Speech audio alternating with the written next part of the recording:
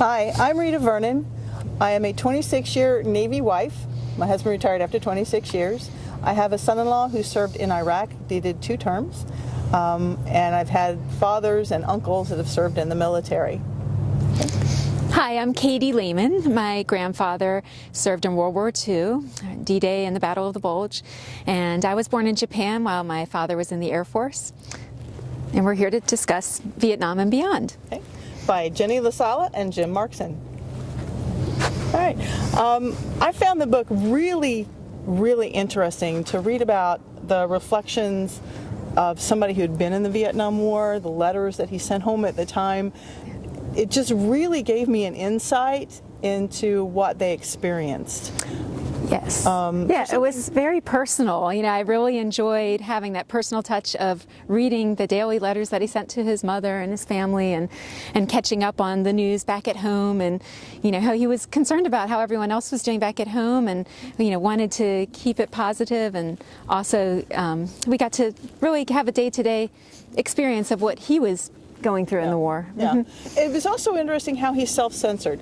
I mean, I know my husband did that because there were some things he couldn't tell me, but it was also showed me that there were some things he didn't want to tell me, because he actually said in his reflections on his letters that he was self-censoring because he didn't want his parents to worry. He wanted them to know that they were okay. Right. Yeah. That's right. Yes. So he played down the whole Tet offensive. You know, it was played down a lot as to what really happened. So when he was writing to home, but then it was nice to read, you know, his personal thoughts about his letters afterwards, and really know the true experiences that he went through. Yeah, that was really neat. There were also some other letters in here, or reflections, I guess I should say, of some other Vietnam veterans. I think there was a couple of World War II veterans, a Korean War veteran. I was kind of glad to see that. Yes. I had an uncle that served in Korea. There were some from Afghanistan and Iraq also, and there was also a couple from women, which I thought was really a neat thing to include. What were your thoughts on some of their reflections? Yes, I thought it was really neat how you learned about how they, you know, became nurses and these, you know, conditions, and they were helping out everybody, and they had to stay so strong, both physically and mentally, to get through everything, and they're just heroic. I mean, they're wonderful to read about that. Yeah. Well, and it also there were connections into his letter, the things that all of them seemed to take away with them from the experience, and to learn about those, how different generations, even the different wars and the different circumstances of the wars, they each took away something that was the same. Yes, all these commonalities. You know, reading the different letters at the end of the book of all the different veterans, they talked about through their training how they developed these character traits of not lying, not stealing, not cheating, you know, doing 110% every time with the work that they were doing. Yeah. It's really amazing. Yeah, I found it totally amazing. There were different parts of the book, though, that touched me a little more. For me, one of them was the nurse in Vietnam. She was raised to be a strong woman, and when she had kids, she wanted them to be strong. So she comes back and she has a child, and they give her a strong name, and she's going to be this great mom and give everything like she did in the military.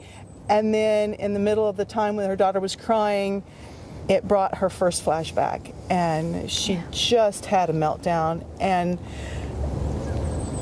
it completely threw her. I mean, you know they're going to happen, you've been told they're going to happen, but when they do, it's absolutely devastating. Right. And it really got to me. So. Yeah, I know. And with mine, the one that really got to me was, since my grandfather was in World War II, it was the World War II veteran talking about how his father, you know, he kept quiet about his experiences until he was in assisted living. And then, you know, he just started talking about seeing dead babies, and it brought all the emotions out. And it's so sad that, you know, they've kept that bottled up inside for such a long time, and they really need to have a voice, and this book gives them the voice, which is great. Yeah. But there were some good things in there too. Yeah. I mean, there was. The humor, I mean, when Jim was writing home to his parents, he was trying to give them the humorous part of the situations. Yes. The dog.